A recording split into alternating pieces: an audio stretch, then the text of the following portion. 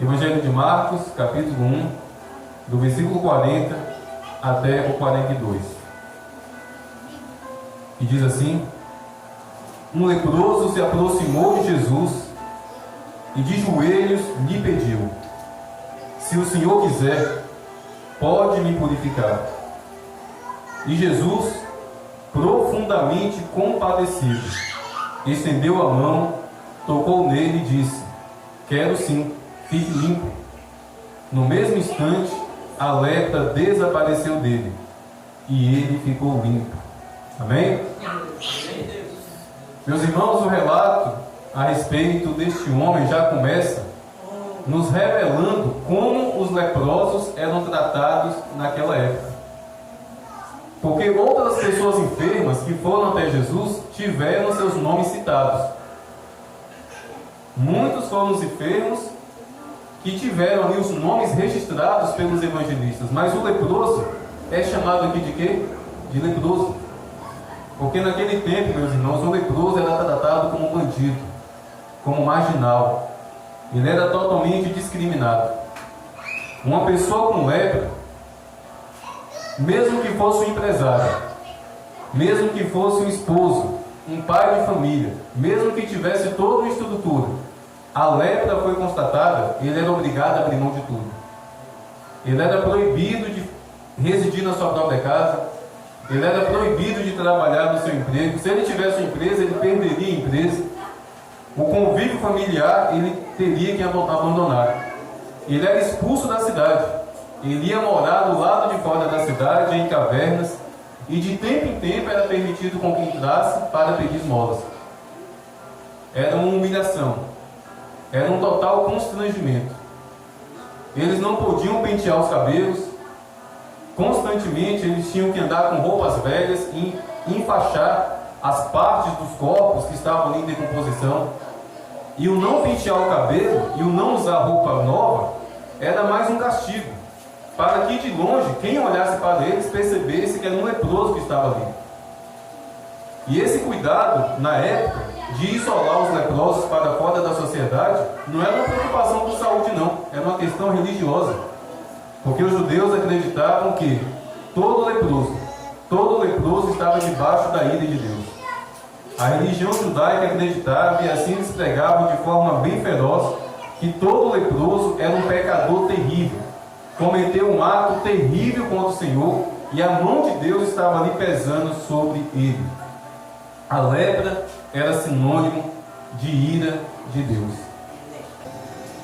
Todo objeto que uma pessoa leprosa tocava se tornava impuro. E se uma pessoa tocasse um leproso, ou se um leproso tocasse uma pessoa por acidente, aquela pessoa receberia o mesmo tratamento que aquele leproso, mesmo que não tivesse lepra. O leproso tocou, já estava amaldiçoado, já estava debaixo da ira de Deus. Então, meus irmãos, o relato é muito curto e a gente, às vezes, não compreende a profundidade do contexto que estava acontecendo. Aquele homem, ao se prostrar diante de Jesus, ele não foi somente buscar uma purificação, ele foi buscar talvez uma restituição familiar, uma restituição do convívio com a sua esposa, com os seus filhos. Era um milagre muito mais abrangente. E ele se prostrou de joelhos, e de forma muito simples e humilde. Ele não chegou exigindo, ele não chegou falando: ó, eu sei que o Senhor curou Simão, eu sei que o Senhor curou o paralítico, eu sei que o Senhor ressuscitou a filha de Jairo, ó, me cure, estou aqui. Humildemente ele disse: se o Senhor quiser, o Senhor pode me purificar. E Jesus fez algo, meus irmãos. Jesus fez algo perigoso. Ele tocou naquele homem. Perigoso não somente pelo risco de ser contaminado, mas perigoso aos olhos da religião judaica. E Jesus, compadecido e sem nenhum preconceito, sem nenhum medo, tocou naquele homem, e aquele homem foi totalmente livre. Meus irmãos, eu disse que a religião judaica tratava como um pecador, tratava a lepra como a ira de Deus diante de um pecador, sobre a vida de um pecador. Nós sabemos que não é verdade. Mas aqui eu quero falar de algo muito interessante, meus irmãos, a respeito da lepra da nossa alma. a respeito da lepra em nosso coração, a respeito da lepra em nosso espírito. E eu estou falando do pecado. O pecado é uma lepra que produz o mesmo que na vida desse homem produziu. Por causa do preconceito, por causa do extremismo religioso, esse homem sofreu terríveis perseguições e opressões, consequência da enfermidade e por conta do preconceito religioso da época. Porém, a lepra causada na nossa alma por causa do pecado também nos separa. Nos separa não da sociedade, nos separa muitas vezes nem mesmo da igreja, mas inevitavelmente, meus irmãos, o pecado, a lepra causada em nossa alma por causa do pecado, inevitavelmente nos separa de Deus. Porque foi o mesmo Deus que disse: preste bem atenção, as minhas mãos não estão encolhidas, os meus ouvidos não estão surdos não, mas são os seus pecados. São os seus pecados que causam separação, as nossas iniquidades nos separam do Senhor. Meus irmãos, o pecado continua sendo pecado, mas o pecado está deixando de ser pregado de tal forma que as pessoas, que nós não estamos mais tendo medo de pecar.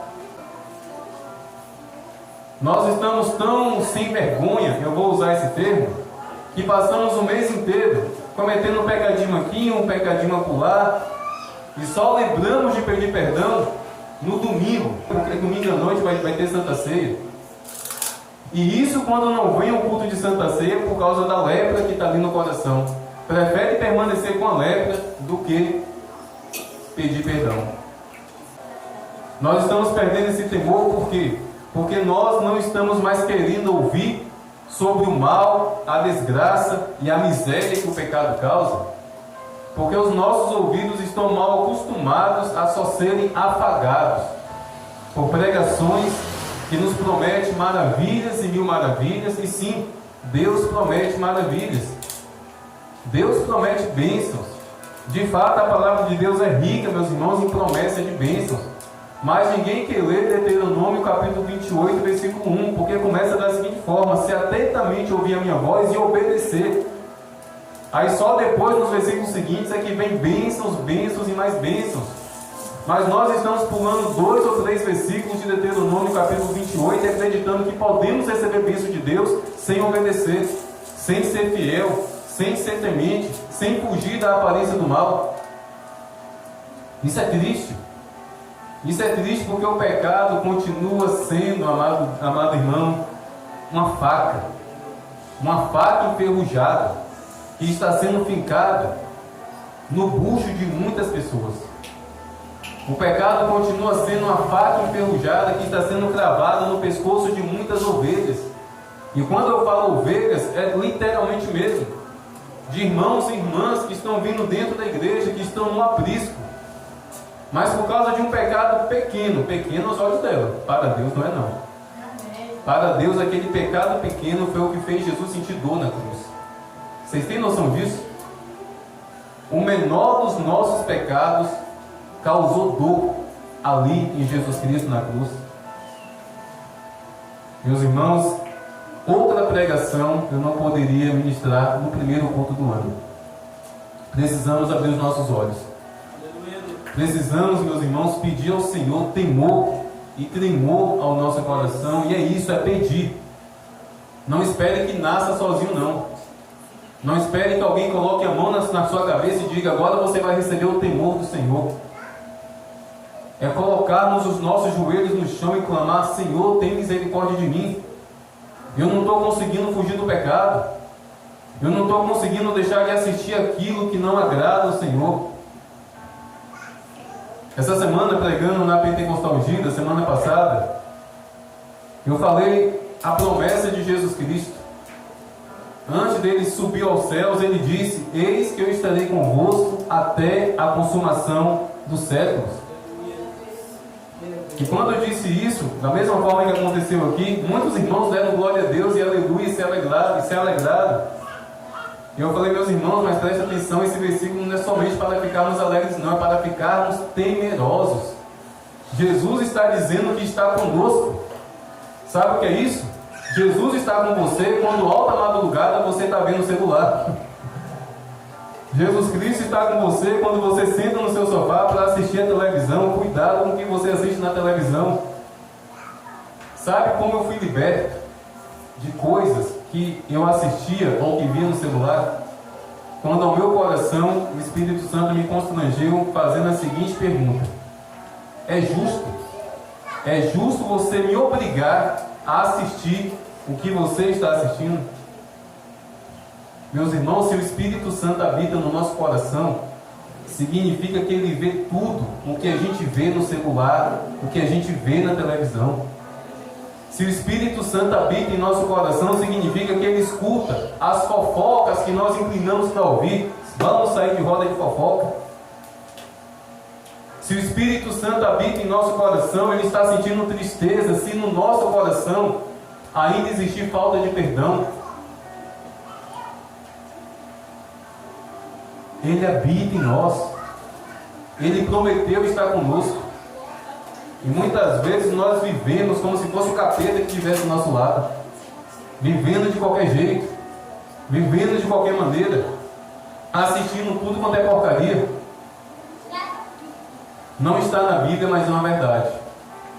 Os olhos são a janela da alma. É um ditado tão verdadeiro que parece que está na Bíblia, mas não está. Mas é uma verdade. Quem disse isso foi inspirado pelo Espírito Santo. Os olhos são as janelas da alma. E é por aqui, meus irmãos, que o ladrão chamado Satanás tem entrado na mente de muitas pessoas. Tem entrado no coração de muitas pessoas. A imundice do Big Brother, dia 16 vai começar de novo. E outra tristeza que me dá é saber que muitos cristãos assistem esse vômito do capeta.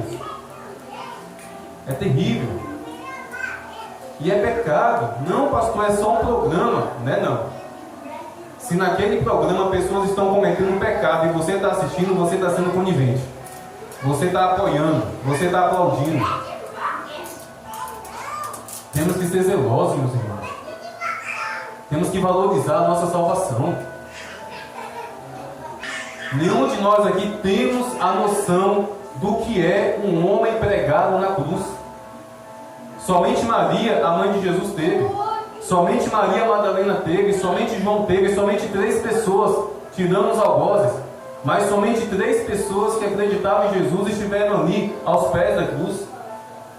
Será que vai ser necessário o Senhor nos fazer voltar no tempo e ficar ali de joelhos aos pés da cruz durante 6 horas? Jesus gemeu na cruz por causa do meu e do seu pecado. As mãos dele foram furadas por causa dos nossos pecados.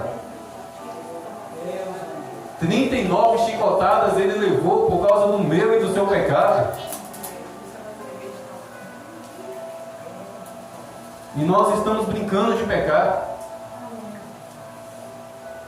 Ou nós estamos brincando de acumular pecado e só pedir perdão quando o saco estiver grande. Não, não está muito cheio não. Meus irmãos, um único pecado, por menor que seja, sem arrependimento, é o suficiente para levar para o inferno. E de nada adianta chegar diante do trono: em teu nome eu expulsei demônios, em teu nome eu preguei, em teu nome eu curei enfermos, em teu nome eu louvei, eu adorei. O que eu acho interessante nesse trecho da palavra de Deus é que Jesus não desmentiu aquelas pessoas. De fato, aquelas pessoas estavam falando a verdade. Eles de fato expulsaram demônios. Eles de fato curaram os enfermos. Eles de fato pregaram a palavra. Se fosse mentira, Jesus teria desmentido. É mentira. Vocês estão mentindo. Jesus não os desmentiu. Mas eles não adentraram junto com as ovelhas, se tornaram bodes, dando cabeçada em todo mundo, rebeldes. Basta um único pecado, meus irmãos. Ah, pastor, mas o senhor está sendo muito criterioso. É impossível para todo e qualquer ser humano não cometer ao menos um único pecado. É verdade. Mas o problema é quando o pecado se torna iniquidade. Sabe o que é iniquidade? É quando o pecado não mais te constrange. É quando você erra e o seu coração não mais se contrai. É quando você peca e o seu espírito não fica envergonhado. É quando você peca e vem para a igreja e ainda assim aceita a oportunidade, se tornou iniquidade. Meus irmãos, quando o pecado deixa de nos envergonhar, deixa de nos constranger, quando o pecado não causa mais dor na nossa alma, acredite, há muito tempo a alegria da salvação já se afastou do nosso coração. É por isso que Davi, em arrependimento, após ter adulterado com Batseba e após ter feito um complô para matar o esposo dela, o profeta Natã o repreendeu e ele correu para o templo para pedir perdão. E no meio daquela oração ele fez um pedido ao Senhor: Senhor, perdoa os meus pecados e renova em mim a alegria da tua salvação.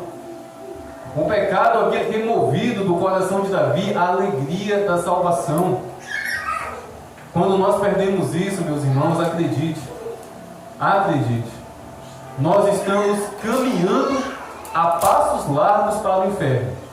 Mesmo que toda terça, que toda quinta, que toda sexta e que todo domingo estejamos caminhando rumo à igreja. Quando o nosso coração não mais se incomoda com o pecado, acredite, de nada adianta caminhar para a igreja. Sua alma, seu espírito está condenado a uma eternidade ao inferno. Por isso precisamos, meus irmãos, falar do pecado. Por isso precisamos ouvir que o pecado é uma lepra e que a consequência é a morte. E meus irmãos, prestem muito bem atenção, não é o pecado dos ímpios que incomoda a Deus. Não é. O que incomoda o coração de Deus é o pecado no meio do povo de Deus. É por isso que o julgamento vai começar onde? No prostíbulo? Na boca de fumo? Vai começar a partir do altar. É a partir do altar que o julgamento vai começar, meus irmãos. Um dia cada um de nós nos prostraremos diante do trono de Deus, a começar de quem está aqui no púlpito. É por isso que eu falei há pouco que eis o lugar mais perigoso do mundo, é o púlpito de uma igreja. Grande é a responsabilidade que repousa sobre mim, mas grande também tem que ser a minha consciência e o meu esforço para viver uma vida íntegra, reta e temente diante do Senhor e fugindo de toda a aparência do mal. Esse é o primeiro dia do ano. Será que nós vamos repetir todos os erros, todas as falhas, todos os pecados que cometemos em 2022? Vamos fazer esse ano diferente. Vamos nos colocar diante de Jesus de joelhos, como esse homem colocou, e falar e clamar: Jesus, purifica-me. Eu reconheço que há pecado em mim, eu reconheço que há podridão em mim, eu reconheço que há falta de perdão, há ressentimento, há imoralidade no meu coração. Senhor, eu reconheço que os meus olhos são atraídos para aquilo que não agrada ao Senhor. Meus irmãos, a palavra de Deus diz que Deus odeia o divórcio. Em toda novela tem divórcio, né? E na maioria das vezes quem assiste torce para que o divórcio aconteça. Tem que divorciar mesmo, aquele cara é ruim. Ainda torce para o divórcio acontecer. Está concordando com algo que Deus não se agrada. Não matarás é um dos mandamentos. E o que mais nós vemos na televisão são assassinatos e mais assassinatos. Imoralidade, promiscuidade, traição. O conselho que eu dou para as mulheres: não assistam a novela, não. Não assistam, sabe por quê? Vocês correm um risco de desejar um bonitão da novela. Só porque o personagem dele é um bom marido, ou nem porque o meu marido não é assim. Sabia que isso acontece muito? Um personagem principal, o galã da novela, um homem perfeito. E a mulher assiste lá no coração dela lamentando: oh meu Deus do céu, eu casado com esse traste aqui. Nem para o meu marido ser igual a esse homem. É isca de Satanás, meus irmãos. É isca. maldição sendo vomitada na sala da nossa casa, e pecado, lepra adoecendo a nossa alma, lepra adoecendo o nosso coração. Vamos fazer como esse leproso fez. Vamos cair de joelhos constantemente aos pés de Jesus. Vamos constantemente pedir perdão ao Senhor. Vamos constantemente apresentar as lepras, as podridões que há no nosso ser, que há na nossa alma. E pode ter certeza há. Pode ter certeza que existe. Pode ter certeza que tem. De vez em quando, ó Deus, me faça igual uma tripa, me coloca pelo avesso. Me coloque pelo avesso, porque eu sei que tem sujeira aqui dentro. O fato de eu ser pastor, não se enganem. Eu sou carne e sangue como qualquer um de vocês. Eu careço da misericórdia e da compaixão do Senhor. Eu sou o primeiro entre vocês que mais necessita ouvir o que eu estou ouvindo aqui, o que vocês estão ouvindo aqui, a respeito da lepra que o pecado causa na nossa alma. Mas graças a Deus que existe Jesus Cristo, que apesar da nossa lepra, que apesar da nossa podridão, se verdadeiramente nos prostrarmos de joelhos aos pés dele e clamar pela misericórdia e suplicar: Senhor, me purifique, acredite, ele vai nos purificar, ele vai nos limpar, porque ele veio justamente para buscar e salvar o que estava perdido. Mas é necessário seguir esses passos, aproximar-se de Jesus, cair de joelho aos pés de Jesus, reconhecer a impureza e suplicar pela misericórdia. Caso contrário, meus irmãos, caso contrário, no grande dia da volta de Cristo, grande será a nossa vergonha. Grande será a nossa vergonha. Por causa do pecado? Sim, por causa do pecado. Mas muito mais por falta de arrependimento. Por falta de prostrar-se diante do trono de Deus arrependido e clamar pelo perdão e pelo lavar purificador do sangue de Jesus Cristo. Amém? Aleluia. Vamos ficar em pé. Aleluia, meus irmãos. O pecado ainda mata. O pecado ainda mata. Mas Jesus Cristo nos dá vida. Vida em abundância. Mas é necessário reconhecer que somos pecadores e clamar pela misericórdia do Senhor. Amém? Feche os teus olhos. Senhor Deus, em nome de Jesus, nesse primeiro culto do ano, Pai, aqui nós estamos talvez com as nossas melhores roupas. Tem uma irmã aqui que está toda brilhante, mas o Senhor não atenta para a nossa roupa. O Senhor não atenta para o nosso cabelo bem arrumado. É para o nosso coração, é para a nossa alma.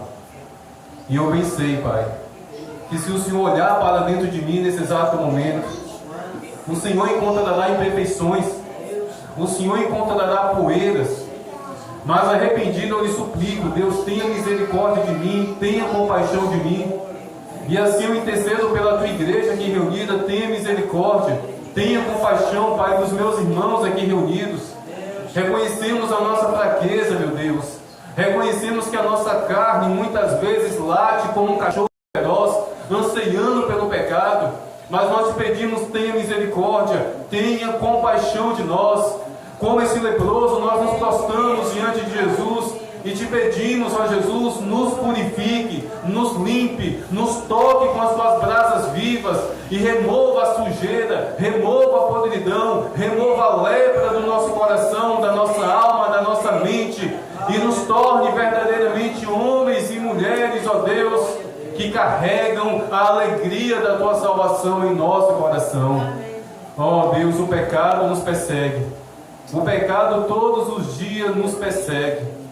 Que o teu Espírito Santo nos leve ao abrigo dos teus braços, porque é somente em tua presença, é somente prostrados diante do teu trono, que não somente fugiremos do pecado, como venceremos o pecado, ó Deus, em nome do Senhor Jesus. Amém. Amém. Aleluia. Fique muito atento, sabe, quando Deus repete algumas coisas. O irmão Silvaldo aqui citou os versículos a respeito da lepra. a pregação, desde quando eu saí de casa, a respeito de lepra. E eu estou atento. Porque quando Deus repete, é como aquele pai chamando a atenção do filho. Uma, duas, na terceira, ó, já é um cascudo. Deus nos chamou a atenção 2 vezes nessa noite a respeito da lepra. E a revelação que veio através da minha pregação não é no corpo, é na alma, é a lepra do pecado. Amém? Quem tem ouvidos, ouça. Eu ouvi. Feche teus olhos. Que a graça do nosso Senhor e Salvador Jesus Cristo, que o amor do nosso Deus e Pai e a comunhão com o Espírito Santo de Deus seja sobre a tua vida e sobre a tua família. E todos dizem amém.